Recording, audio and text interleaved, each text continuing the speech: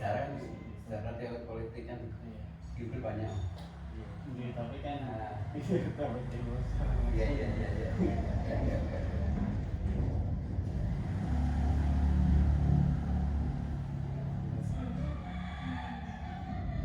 Iya. Kenalkan saya Taufik Hidayat, asalnya dari Pemalang, Diburi. Ya, saya kuliah di Anak pandai ya. Iya Pak. Tapi mondok di Bojo karena kan kita tinggal kampusnya itu tinggal. kalau saya satu saya dari Diraja dari Pasar Kumayangan.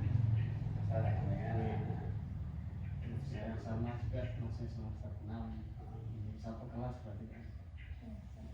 Udah semua, udah juga enggak. Saya enggak, saya laju.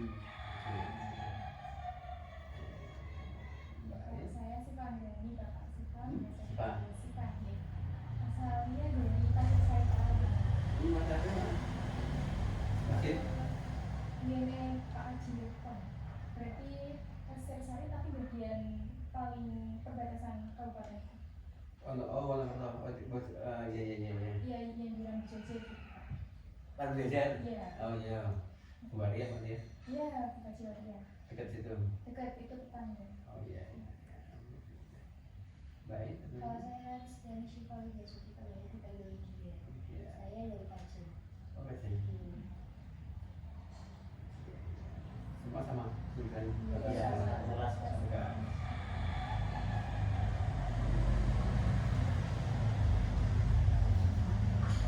Jadi kami izin untuk nanti video ya Pak. Awal di sana lagi apa? Nanti pembicaraannya sampai akhir. Sampai aja, makanya Enak. Ini yang pertama kalau pengen mendengar dari Bapak selaku ketua depan terkait apa yang melatar belakangi adanya partai PAN ini, terus juga sejarah singkat yang bisa Bapak sampaikan. Lahirnya PAN tidak terlepas dari masa-masa reformasi. Ketika Pak Harto lengser, kemudian reformasi kan, kemudian era reformasi pada waktu Pak Harto berkuasa kan cuma 3 partai, ya ada P3, Golkar dan PDI. Waktu itu PDI. Terus kemudian reformasi kemudian merubah peta politik, merubah sistem politik Indonesia, di mana salah satu poin yang sangat mendasar yaitu diperbolehkannya partai-partai mendirikan partai-partai baru dari luar 3 itu.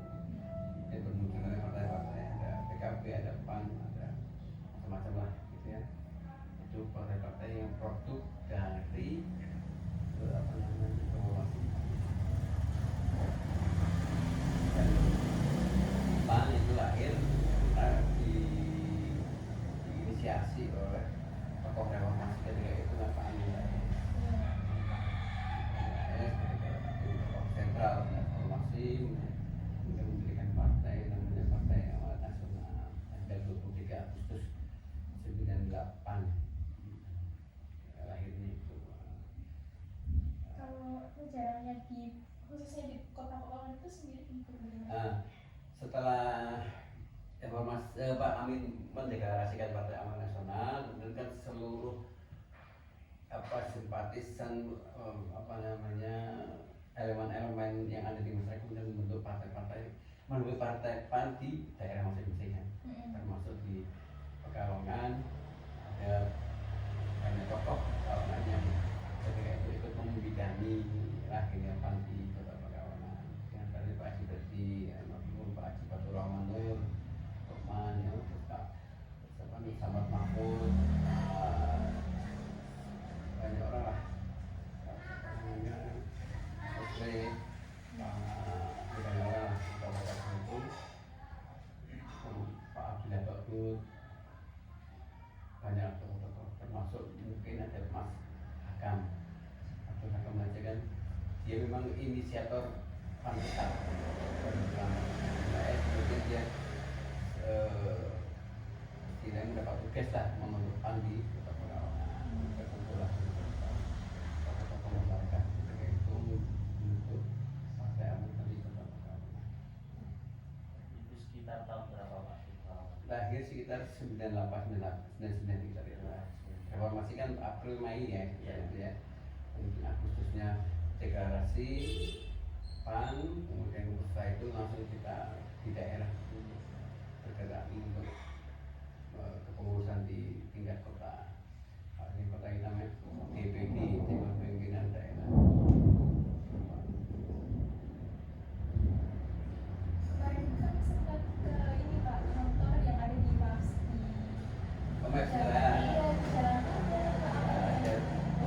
Oh, situ enggak? Di Iya, depan ASN itu. iya yang di Nyotaan.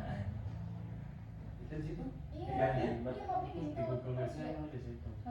Kami juga bingung terus tanya sama warga sekitar ya. Nggak ada yang mana. Nggak ada. Iya. Terus kami sempat tanya sama admin Instagram. Nah, pasti Terus kami datang ada. Oh, di situ sih? Mereka pernah ya, udah. Kita terakhir kan di sini di kantor. Sekarang di Kopi Kenangan itu kan. Iya. Oh, Keren. Setelah kemarin PKT selesai, tidak kontraknya habis. Sementara ya kita sebenarnya kontrak apa namanya laporannya KPU itu 2 tempat. Di itu waktu itu ya di sekarang Kopi Kenangan itu dan itu sama di rumah sini.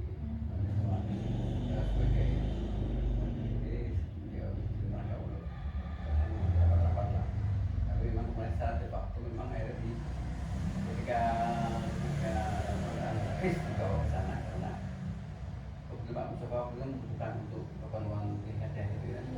Akhirnya kita taruh di sana. Beliau dan sebagainya untuk kesekretariatan lah. terkait untuk partai PAN ini kan pastinya setiap partai dan khususnya di PAN itu kan pasti ada ide-ide ya Pak untuk sejenis apa ya visi misi seperti itu bisa pemikiran tujuan dan sebagainya itu bisa dijelaskan ke dalam Pak? Secara ini teks redaksional saya nggak punya apa agak panjang sih ya. Ini batas sedikit ya. Secara ideologis memang kita partai yang apa istilahnya religius nasionalis. Religius nasionalis sama dengan PKB ya. Karena memang kita basis kita awal pendirian kita memang ke atas dan banyak tokoh-tokoh Muslim yaitu yang ikut membidani ajaran PAN di dalam gerakannya juga memang religius nasionalis berarti kita tetap memegang teguh norma-norma nilai-nilai agama apa yang disyariatkan apa yang kita pegang namun tentu saja ketika sebagai seorang muslim yang hidup di negara kesatuan Indonesia tentu apa namanya religiositas itu harus berbarengan dengan nasionalisme kita. Tidak boleh terputus itu antara nasionalisme dengan religiositas. Nah, di situ PAN ingin berperan di situ dengan ideologi religius nasionalis. Terus Bapak ingin tanya ya kalau terkait dengan perekrutan sendiri di kadernya itu seperti apa? Kalau mekanismenya gimana Pak? Mekanisme perekrutasi sebenarnya kita partai terbuka Mbak ya. Partai terbuka artinya siapapun boleh menjadi anggota pengurus Partai Amanat Nasional dari semua kalangan, semua elemen masyarakat, apakah itu pengusaha, apakah itu akademisi, dokter, macam-macam lah. Itu bisa dan apa namanya dan juga ideologi juga macam-macam juga kan. Karena kan kita tidak hanya yang kita agama atau enggak, ya kan? Karena negara ini harus dibangun oleh banyak elemen masyarakat di seluruh. Jadi rekrutmen yang kita lakukan ya pertama memang kita sosialisasi bahwa kita nasional ketika ada anak muda misalnya ingin aktif kita juga terbuka untuk itu, apalagi kita pada amanatnya itu sekarang ini lebih banyak anak mudanya yang aktif ya, apalagi artis-artis yang eh, yang terkenal itu kan banyak yang dari Jepang juga, kayak Farel, Mas Tio, banyaklah yang agak ini Regina Tasari, Eko Patrio, gitu. Walaupun mereka artis bisa menggait kaula muda, tapi dia secara pemikiran juga bagus lah untuk bagaimana memikirkan negara dan bangsa ini. Kalau tadi kan sudah dijelasin Pak terkait ideologi, kan suatu lembaga itu pasti memiliki visi misi Pak. Ya. Kalau dari PAN sendiri visi misinya itu masing-masing ideologi atau Secara umum memang dari pusat ya, intinya bahwa kita tidak pasti ininya. Yang intinya bahwa kita ingin membawa misi kita, membawa sistem politik kita lebih demokratis dan sebagainya. Aku nggak ada apa ini Mbak, ada di Iya, Google iya. ya. Nah, yang intinya itu visi misi itu dari pusat, dari DPP. Kemudian itu dijawabkan oleh pengurus di daerah, walaupun wilayah ataupun daerah. Dan memang dari visi misi itu itulah yang menjadi nafas kita ya untuk bergerak, berjuang bersama. Kalau ada visi percuma apa kan itu ya, visi itu seperti idealisme dan juga idealisme. Kita ingin apa sih berpolitik itu begitu ya? Apakah ingin pragmatis, apa ingin memperbaiki negara ini, itu bisa dilihat dari visi-visi.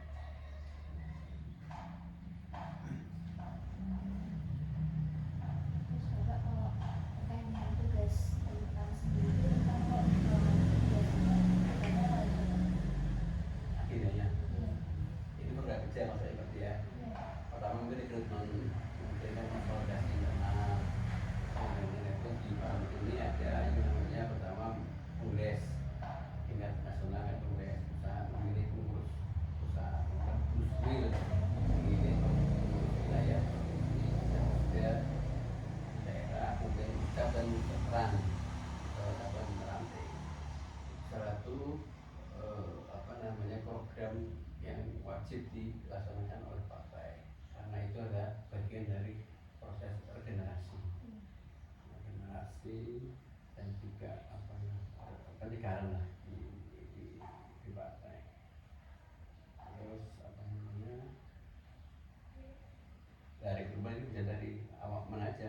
Apa ini pertanyaan apa sih ini ya? Untuk program kerja Program kerjanya tentu program kerja kita kapan kebetulan punya 2 anggota dewan di Kota Pekalongan ya. Jadi anggota dewan itulah yang apa namanya, yang secara langsung ya berkaitan dengan jalan pemerintahan kan seperti itu ya. Jadi apa ide-ide, misi-misi program kerja PAN untuk Kota Pekalongan itu biasanya melalui diimplementasikan melalui dewan-dewan. Kalau program internal biasa lah ya, apalagi untuk bagaimana untuk apa namanya Kota Pekalongan seperti apa, kita ingin Pekalongan seperti apa, itu biasanya diimplementasikan lewat dewannya. Nah, itulah yang bersentuhan langsung dengan wali kota, dengan kepala dinas. Juga proses pengawasan, proses budgeting, proses apa namanya pembuatan perda-perda itu dilaksanakan sebagai fungsi-fungsi negatif seperti itu. Itu Mbak Imam untuk perbaikan bangsa, perbaikan ini ya melalui DPRD-nya. Biasanya kayak gitu kita diskusikan di internal, diskusi misalnya masalah banjir rob misalnya. Terus akhirnya kita perjuangkan gitu kan. Kemudian masalah kemarin pasar Banjarsari secara terpakai kan lama banget kan nggak terbangun. Kita perannya apa pada maksudnya kebetulan waktu itu Menteri Perdagangan dari kita Pak Budi Hasan. Dan di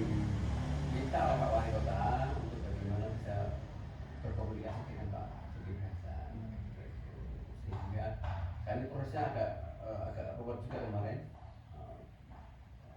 Masalah anggaran, masalah dengan pihak ketiga yang sebelumnya masih ada masalah. Kemudian ketika sudah clear pembangunan, berarti kan harus berarti berkaitan dengan anggaran.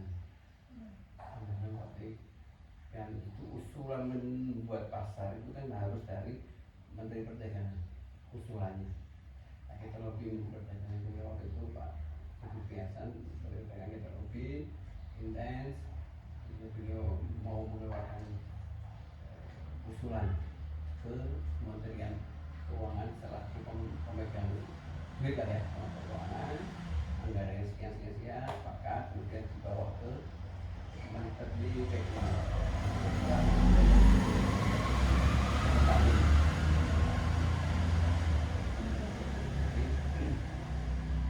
Pada awal nanti perlawanan Anda bisa berkontribusi lah untuk bagaimana perbaikan Kota Pekalongan, misalnya pasar, misalnya juga proyek bendung berat dan sebagainya. Kita kalau lagi memperjuangkan ini sungai berduri dekat kita kalau limpaskan itu ya kita lagi berjuang. Kemarin baru kita ngobrol dengan itu mau dibikin proyek itu kita nilai 170 miliar itu lebih besar juga. Ya, kita kebetulan kita juga dekat juga dengan PU, Kementerian Keuangan juga melakukan lobby dan itu bisa teman-teman di masyarakat di Kalonggara atau selatan yang selama ini kebanjiran itu bisa teratasi setelah yang ini sudah selesai kan. Hingga dengan ini kita lagi lobby juga untuk Kementerian Keuangan untuk bisa mengumpulkan proyek pelabuhan Ancol. Pelabuhan Ancol itu pelabuhan di tengah laut sekian kilometer dari pantai menuju pantai.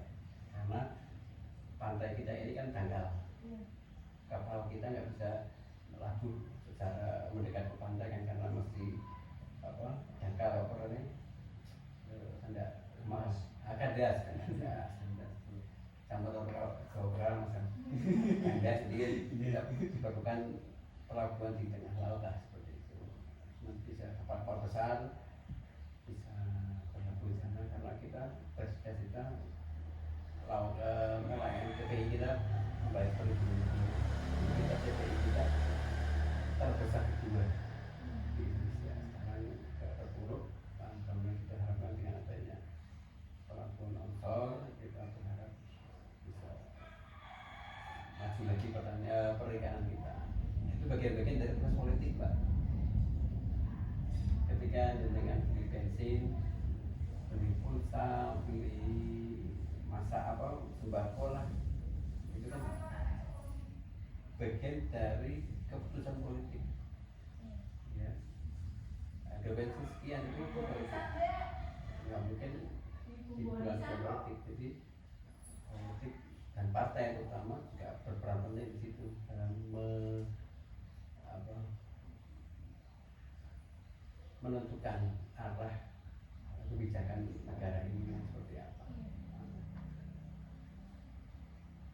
Ini berarti termasuk programnya Partai PAN atau termasuk program atau kebijakan yang diusungkan dalam pemerintahan Bapak Wali Kota? Jadi ketika kita sudah berbicara kepentingan masyarakat itu biasanya pasti wali kota akan berbicara dengan partai-partai lewat direksi. Kalau sudah bicara untuk makanya kita bisa melihat impact apa. Tapi bagaimana ini untuk kemajuan masyarakat Kota Pekalongan. Ya. Jadi ketika Pak Wali Kota komunikasi dengan kita secara sepanjang baik untuk masyarakat urgent ya masalah bensin bagi masyarakat Pekalongan. Jadi pindah kebutuhan itu kan kalau nggak itu mungkin nggak bangun di sana kan ya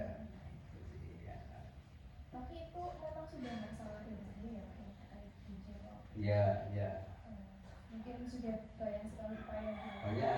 tapi masih ikut aja ya Pak ya terkait banjir rob, terus juga sungai yang di Pembudak itu kan ada sungai Nah. Bumi dan sungai di kabupaten. Nah, Sungai itu diapit dua sungai besar terus Betul. juga dua kabupaten kota. Nah, untuk banjir rob untuk di sebelah timur Pak ya, timur sudah lumayan terarah juga adanya bendung berak. Proyek bendung berak itu gampangnya ini ngomong, ketika air sungai air laut tinggi itu tutup ya, ketika surut atau rendah dibuka sehingga air sungai bisa mengalir. Kalau sama-sama tinggi pakai pompa. Pompa raksasa kemarin juga pernah. Jadi hal itu sudah lumayan teratasi lah. Tinggal yang beri berduri itu yang ini karena berduri sekarang lagi menunggu proses pembebasan tanah di kabupaten sekitar 5 hektar karena untuk proyek itunya ya. Nah, nanti air akan istilahnya bendungannya dari itu dari kabupaten sana di yang ini kita udah teman-teman di sekalian usaha. Kalau di Wonosobo kan masih agak luas, tanahnya masih kosongan. Kalau dari cari kami desa dan padat lah ke timur lebih enak dari Wonosobo-nya kok ya. Wonosobo situ mungkin proyek dari situlah Jerusari ya kita situ yang itu masuk kabupaten. Nah, kita lagi menunggu proses pembebasan tanah ke kabupaten sekitar 5 hektar. Sudah ini ya melobi lagi bagaimana masih dicairkan kapan kira-kira proyek ini mau dilaksanakan kapan. Itu tergantung pemerintah pusat guys, karena kan 750 miliar itu sekarang itu kan nggak mungkin ditanggung kota atau kabupaten kan.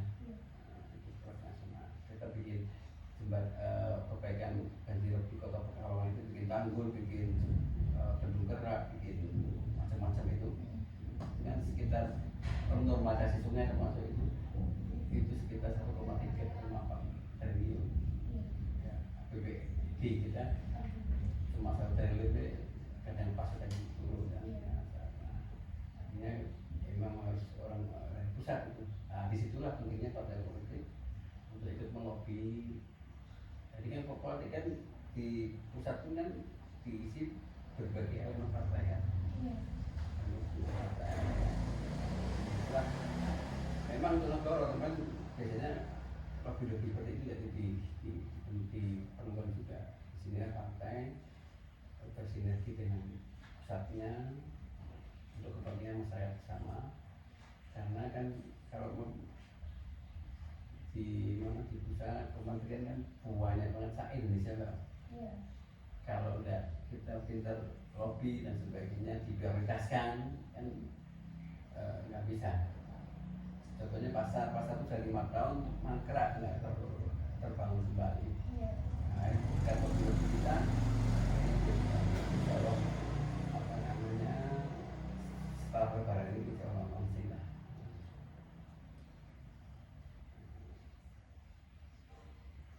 Tadi kan udah jelasin panjang lebar terkait program kerjanya ya Pak. Kan dari kemarin sendiri kan kita mencari-cari alamat itu tanya ke masyarakat, stigma masyarakat terhadap partai politik itu hanya di pas pemilunya saja. Jadi pas kita tanya itu, saya nggak tahu mas, saya nggak ikut-ikutan kayak gitu. Yaitu bagaimana tanggapan bapak pas masyarakat biar nggak punya pemikiran yang seperti itu. Ya harus dijelaskan, dikasih pengertian, dikasih sosialisasi lah semacam itu. Pertama begini, memang mungkin masyarakat hanya merasa dilibatkan ketika pemilu. Masalah sekali. Ya memang kalau masyarakat ikut kegiatan kesehariannya nggak mungkin kan. Misalnya ikut beda-beda tau kan di warung kopi, di ngobrol gitu kan. Proses politik kan tidak hanya pemilu mas. Proses politik bisa pertama pemilu, kemudian kan di proses politik kan pertama input untuk mulai proses di apa namanya di Brojo melalui proses mekanisme untuk kenegaraan. Misalnya kalau kita mau bikin undang ya harus dengan DPR RI, ya, bikin keputusan dengan eksekutif BRI, kemudian untuk beberapa waktu kita tidak hanya berharap hanya waktu saja yang kalau hasil apa namanya waktu, tapi outcome-nya seperti apa untuk masyarakat, manfaatnya apa sosial. Nah memang masyarakat nggak mungkin ikuti kita sehari-hari, dia sibuk dengan kesehariannya sendiri kan. Nah, partai politik kan selalu harus bekerja mas, terus bekerja dalam arti terutama di dewan-dewannya itu nggak mungkin apa namanya kita kok ngomong-ngomong lah di proses politik. Misalnya aku nerangkan mau becak gitu, ini bisa juga mbak, ya toh. Ya yang penting ketika rakyat sudah mempercayakan kepada partai politik bagaimana penyelenggaraan negara ini harus berjalan, ya kita jalan.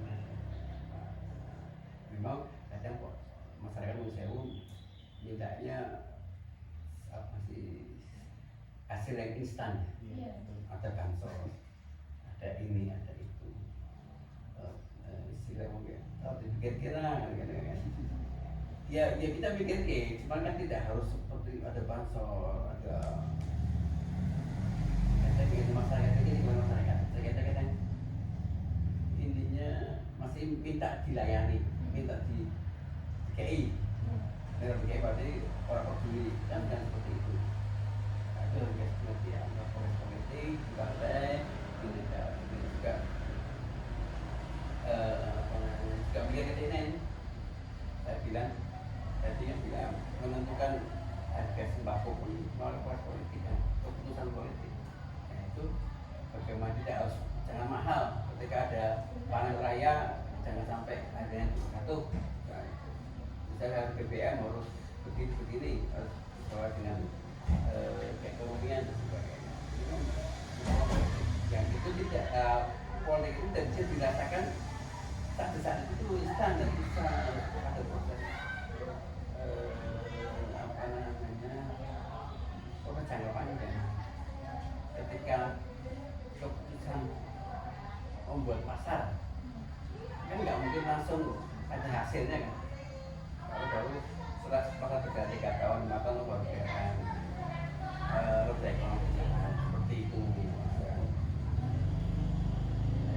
Ya itu saya lebih pengertian bahwa tidak instan kerja partai politik itu. Saya kerja hari ini dapat duit sekarang ini kan.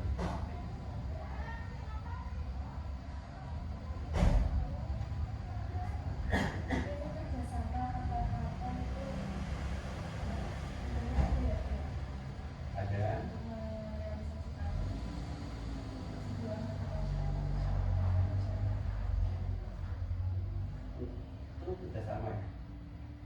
Misalnya yang lagi ramai pergaulan itu misalnya BNT, gitu Pak. Jadi kan Pak tadi benar, ya di sekarang di salah satu. Jadi ya kita ya, nggak mungkin mas Pak DPRD atau Pemkot ganti orang kerugian nggak mungkin. Tapi kita apa namanya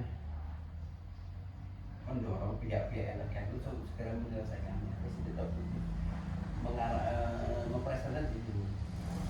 Pihak-pihak bertanggung jawab, harus ada bagian yang diganti ya gitu. Nggak mungkin pemerintah ke kota itu mungkin priori. Tetap memikirkan masyarakat, apalagi PMT masyarakatnya kan kalangan yang bawah. Itu kita memikirkan apa yang di masyarakat.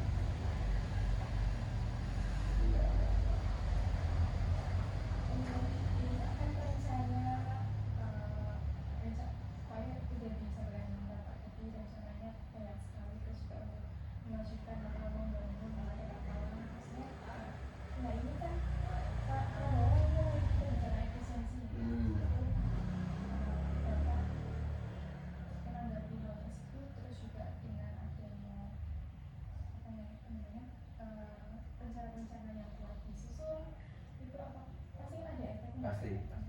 Apa hal atau langkah yang Bapak lakukan?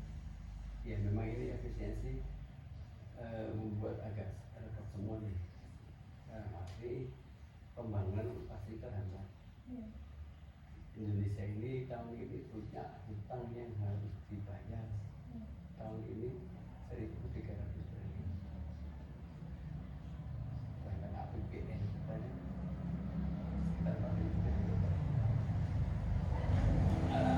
Jadi intinya lebih akhirnya pada pokok dan kita ini mungkin langkah efisiensi. Efisiensi ini berkaitan dengan hal-hal yang tidak urgent lah, misalnya kayak ATK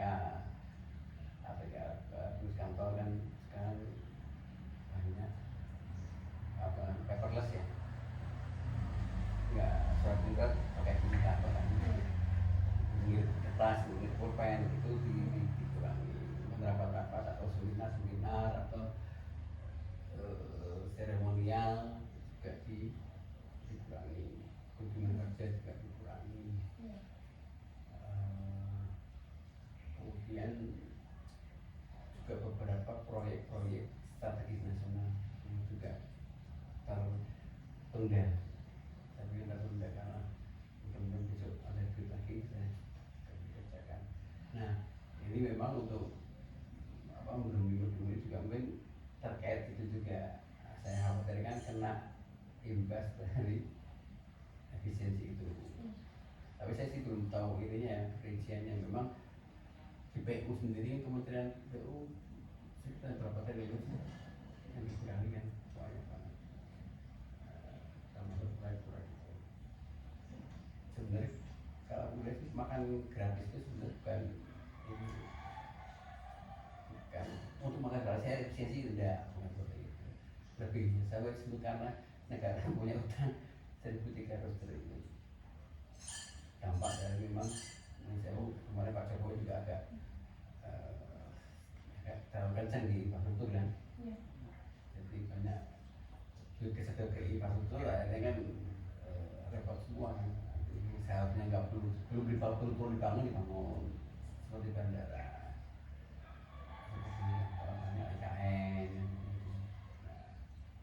banyak duit yang kesedot ke sana sehingga akhirnya utang kita meningkat. Ya akhirnya Prabowo bikin kebijakan itu efisiensi. Ya sebenarnya kalau aku melihat efisiensi itu boleh lah, cuman jangan sampai mengurangi pembangunan. Nah, diambil dari mana? Diambil dari sumber daya alam kita. Apa namanya, banyak ini ya, perizinannya seperti hasil pembelinya kan banyak yang perubahan itu kan triliunan banget. Kalau itu bisa dibongkar ya insya Allah utang cepat rampung. Kalau efisiensi nggak begitu ini, efisiensi boleh pada hal-hal yang memang perlu diefisiensi. Tapi kalau untuk negara itu harus lebih ke pembangunan masyarakat, pembangunan seperti apa, infrastruktur masyarakat itu pendidikannya. Kalau pendidikannya sudah mulai mesti itu kan, baru itu lagi kan gitu ya, sudah bersiswa gitu. Tukin kok istilahnya, kalau hubungan persennya namanya tukinnya itu kan.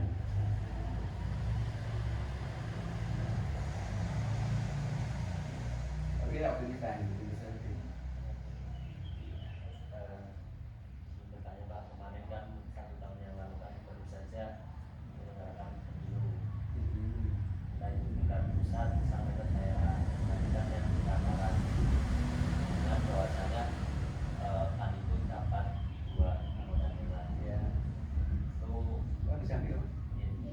awalnya itu bagaimana prosesnya Pak? Apakah memang ada masalah tersendiri atau memang hal-hal yang memang berkaitan dengan pilkada, terutama pemilihan legislatif? Artinya awalnya itu partai itu mencalonkan berapa, kemudian itu yang jadi berapa. Nah itu dari apakah ada masalah atau Jadi gini, di Pekalongan itu ada 35 kursi. ya Ya, di DPR di Kota Pekalongan yang terdiri dari 4 dapil. Dapil Barat, Dapil Barat itu 11 kursi, Dapil Utara 9 kursi, Dapil Timur 8 kursi, Dapil Selatan 3. Nah, kita mencalonkan 35 kader kita ini disebar ke saat ini? bisa semua dapil ya 35 kader. Memang disinilah memang proses pemilu kita ini memang agak pragmatis banget ya, sangat pragmatis ya. Sehingga orang-orang kita sebenarnya punya orang yang punya kompeten gitu sebenarnya, cuma kadang takut masalah keuangan. Jadi silakan, jadi kita juga ada pragmatis kan, pemilu kita sangat pragmatis ya. NPWP nomor kan gitu kan. Nah itu bukan kita orang kader yang punya amunisi itu ya, sehingga ya apa ya,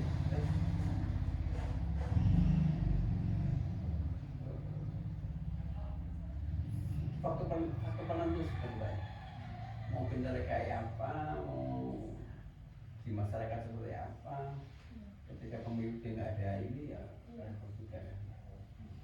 Ada kan pengalaman dari partai lain misalnya cerita ini, kiai kiai mimpin tahlilan, mimpin apa macam-macam walimahan komplit, ketika pemilu dia itu ya nggak terpilih kan.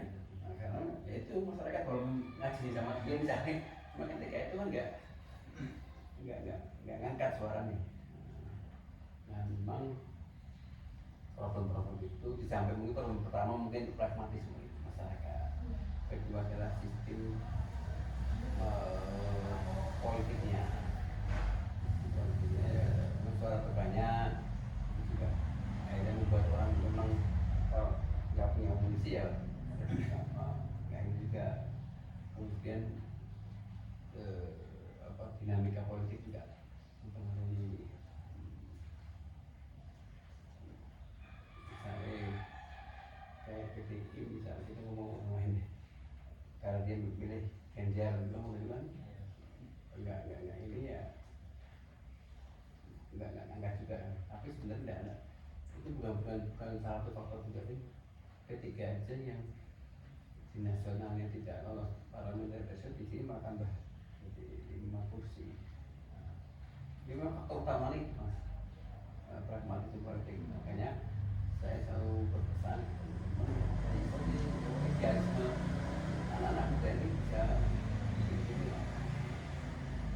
lebih berperan mewarnai ya. Kalau jor-joran itu memang repot ya. Itu sangat menarik sekali. Karena saya bangun mulailah bangun demokrasi kita ini lebih ya itu aturan lebih menghargai ini apa namanya bukan menghargai kemampuan kapasitas tidak hanya melulu itu karena itu mas saat ini memang faktor-faktor tersebut kan memang sudah apa ya jadi di mana-mana ya di Pekalongan iya semua sudah memang tenar dari sejak lama. betul.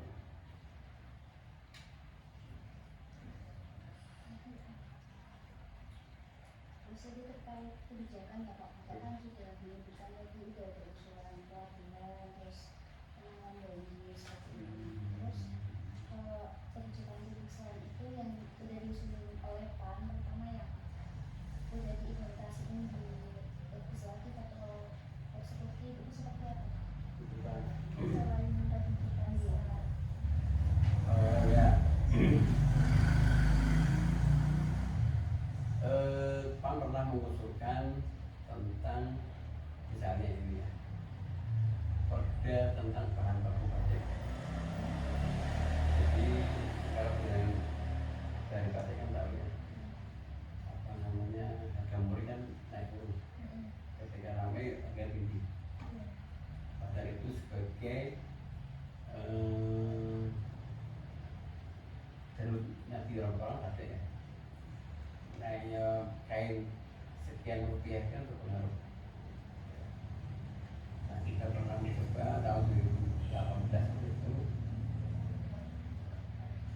menginisiasi adanya perda tentang bahan baku batik, sehingga perda itu untuk menjaga stabilitas ya, kain batik itu.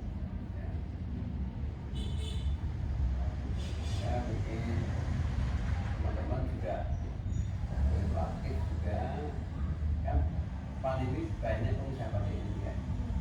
Dulu pernah mengirim jadet di pameran-pameran batik ini kan, hari batik itu banyak juga pemain kader PAN yang ikut menginisiasi itu. Kemudian untuk akhir-akhir ini ya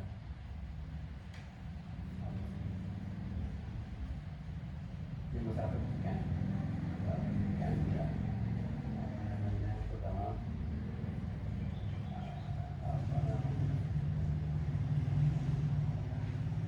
uang untuk pendidik orang istilahnya tunjangan para pendidik itu wajib agama kan mendapat insentif dari pemerintah sekian rupiah. Caranya kalau banyak pinjaman dari mereka bisa, karena yang di dalam PKP P3 PAN yang basisnya umat Islam ya, memberikan anak juga madrasah itu juga bisa mendapatkan apa namanya santunan insentif gitu. Ya betul.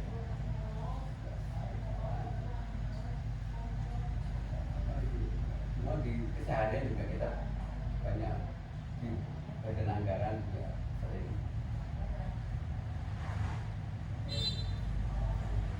tugasannya ini buat apa, masyarakatnya apa yang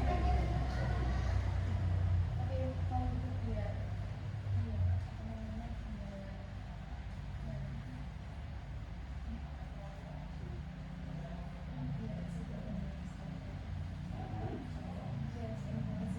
sekarang pasti kemudian kita kan DPRD kan punya 3 fungsi ya.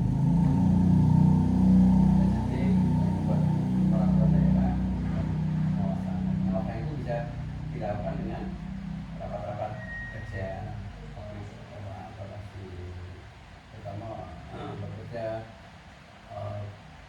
pencapaian target apa misalnya IPM kita masih rendah nih, misalnya enggak terus apa lagi ini kita sering diskusi apa target untuk penanganan remaja narkoba di Indonesia.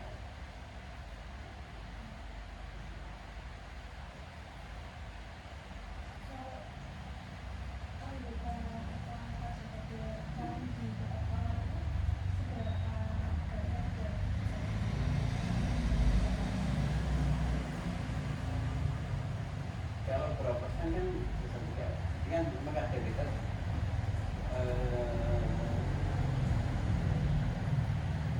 tersebar ya yang dari berbagai bidang.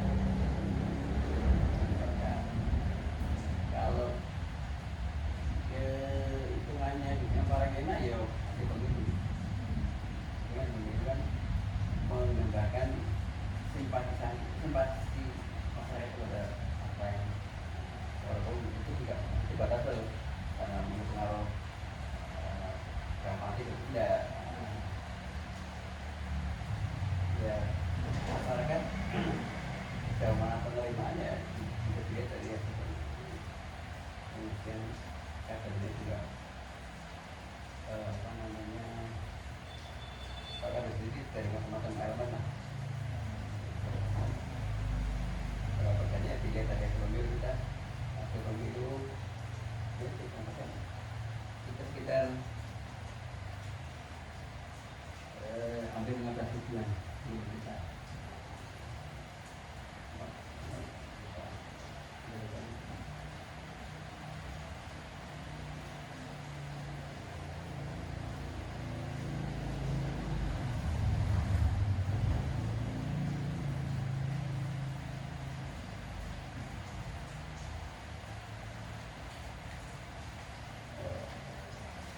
Kita 15.000 20.000 mas 20.813 20.000 lumayan tuh. Kalau untuk pengurus yang masuk SK satu per tahunnya Kalau pengurus kita memang apa istilahnya, tidak banyak-banyak mas. Biasanya disesuaikan, kalau kita bedakan kita pengurus itu sesuai dengan jumlah DPRD-nya 35 orang itu kita rekrut menjadi dulu. Jadi dibatasi ke 5 orang, dari ketua, sekretaris, wakil ketua, wakil sekretaris, wakil bendahara, wakil bendahara. Diharapkan itu pengurus itu banyaknya ikut mencalonkan diri di organisasi. Maupun pada pemilihannya juga banyak juga kader di luar pengurus yang masuk apa namanya kantor negatif. Jadi nggak dari itu, kemudian tingkat cabang yang kondisi sama boleh di situ. Kalau di cabang biasanya rekrutmennya berdasarkan keterwakilan masing-masing perusahaan. Ada orang, ada 3, 4, 5 orang. Yang model seperti itu diharapkan menyebar ke semua juga. Karena kita rantingnya dari itu kelurahan, sampai di kelurahan, menyebar dan merata.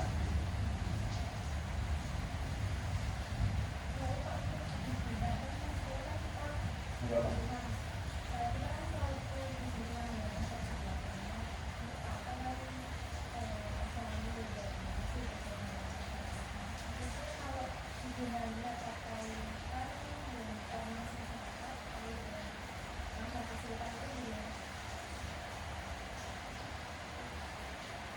Kemudian yang masyarakat ya tentu masing-masing kader selalu kan kader berorganisasi di masyarakat, berada di tengah-tengah masyarakat. Itu gunanya biasanya relatif baik lah, tapi saluran-saluran uang masyarakat bisa dilakukan yang ada di sekitar itu. Misalnya kita pinjam ada teman-teman ngeluh apa lagi di sini, di selatan kan ya ke selatan itu saja mas. Ada di situ ya sekarang antara beberapa kopi lah kan. Oh tidak, dari situ kasih itu menyampaikan ke kita. Sampai ada nih di suatu kelurahan ada yang sakit, katakan pengurus bilang itu kan tidak punya akses ke rumah sakit, kita ada akses aplikasi dengan BPJS dengan UHC BPJS juga, tapi yang sakit kisarannya ya kita akhirnya kira mobil dipakai dan diaktifkan kembali dengan juga. Dan upaya-upaya masyarakat seperti itu maka dan itu tidak masuk dalam isu politik ya, cuman itu tadi pembinaan baik yang saya seperti itu lah. Sekarang kami juga sebagai yang jangan dilupakan, kita kita lalu yang tidak bekerja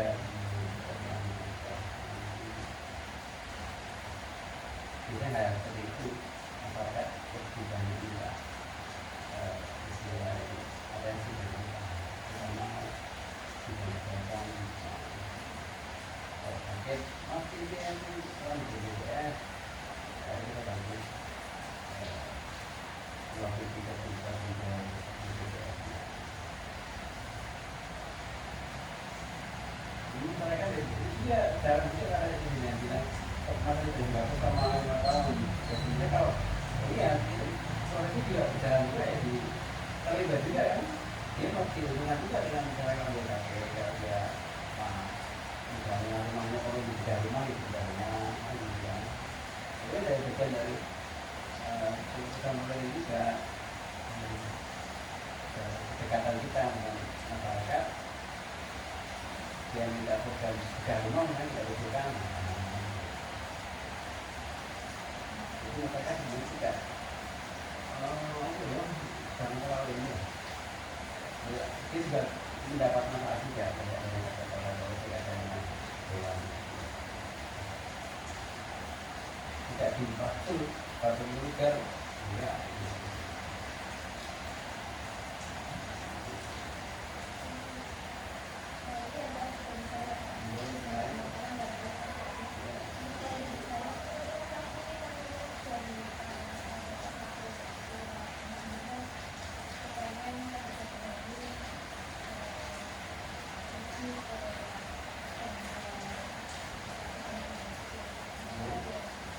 beda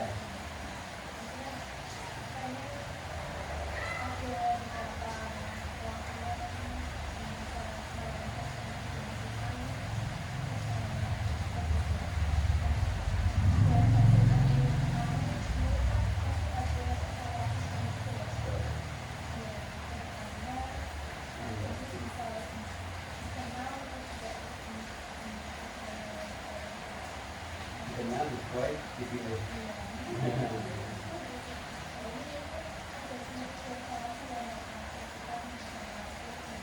ya memang kemarin kita di pilkada kita mengusung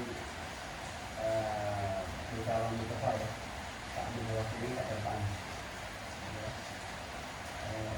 Walaupun pada akhirnya dia belum mendukung gagal memenangkan pilkada tapi paling tidak pertama kita apresiasi bahwa ada catatan yang berani begitu sesuatu yang kemudian sosok yang sangat luar biasa seperti kata memang pandangannya begitu berat berbeda jauh dengan ketika kompetisi itu tadi kita mencoba mengajukan Pak Mustafa sebagai wali kota atau bersama Pak Mustafa diusung oleh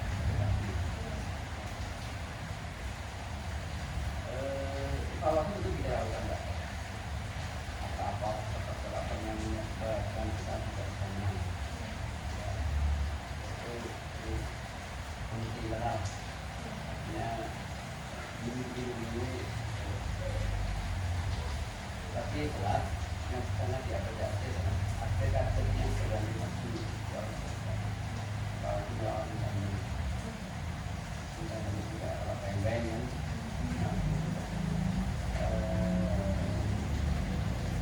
kan bagaimana evaluasi itu bahwasanya tentu ini juga ada harga bagi pada nasional untuk kedepannya bisa betul di yang akan mati saja kita punya kesempatan untuk bisa mencalonkan apalagi sekarang kan sudah tidak ada batasan ya MK kan sudah mulai membolehkan ya kalau dulu kan partai atau gabungan partai yang 20% kalau bisa mencalonkan ya saya kan nggak doa itu apa boleh semua partai mencalonkan itu akan sangat menarik. Ini 2029 itu mungkin akan banyak calon karena masing-masing partai kalau kecil depan juga boleh maju. Nah sampai kemarin kan karena berkoalisi dengan PKB 8, bagaimana kita bilang 8, sekarang kan 7. Itu di 2029 boleh katanya. Kita ini siapa yang maju terus. Itu soal itu ya. Itulah poin-poin yang kita bahas.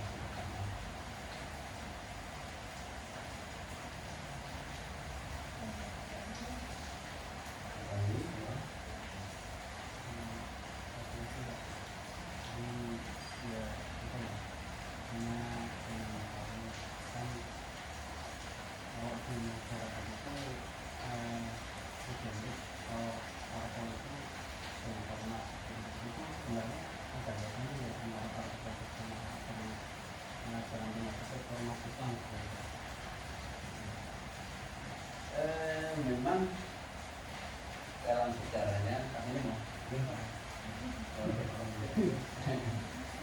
Enggak. Oh, di daerah sudah benar.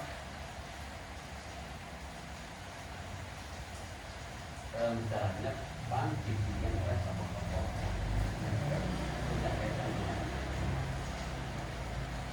itu ketua ekonomi. Kaitannya dan PAN sendiri lahir melalui keputusan apa namanya masjid sebelum masjid bola yang masjid PP Muhammadiyah yang melahirkan pada anak-anak. Ya. Jadi PAN waktu itu lahir juga melalui lahir dari Muhammadiyah istilahnya seperti itu. Karena waktu itu sedangkan itu apa sudah latih gitu. Nah, itu melahirkan PAN. Ya bagaimana cepat sekarang ini memang itu proses sebenarnya secara ini sih tidak ada kaitan langsung soal grafiknya. Ini kaitan apa ya kaitan emosional, kaitan persaudaraan gitu. Karena juga ada yang kemudian juga ada panggilan. Juga ada juga ada yang juga ada yang bukan juga.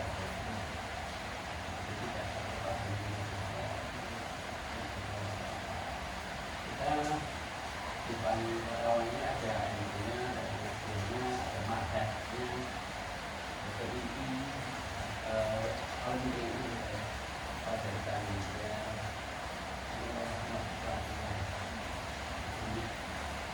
kita juga kalau kalian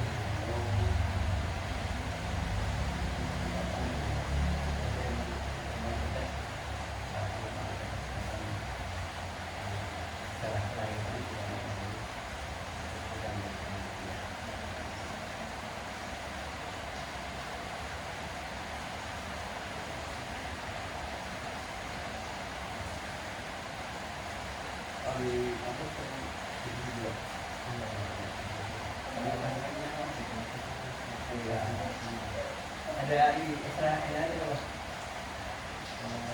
apa nih TNI ini lain ya dengan dia aku nggak itu juga dia